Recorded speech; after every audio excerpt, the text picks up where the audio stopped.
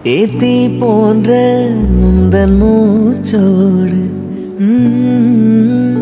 உந்தன் தோல் சேரு உற்சவம் போது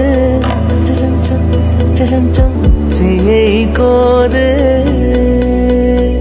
நான் வேர் வேறாய் அடவே தேனே ஒரு பால் பார்வை உன்னை பார்த்தேனே பெண்ணேனே பெண்ணல்ல அக்ஷய பாத்திரம் பெண் என்ற கோப்பைக்குள் நான் விழுந்தேன்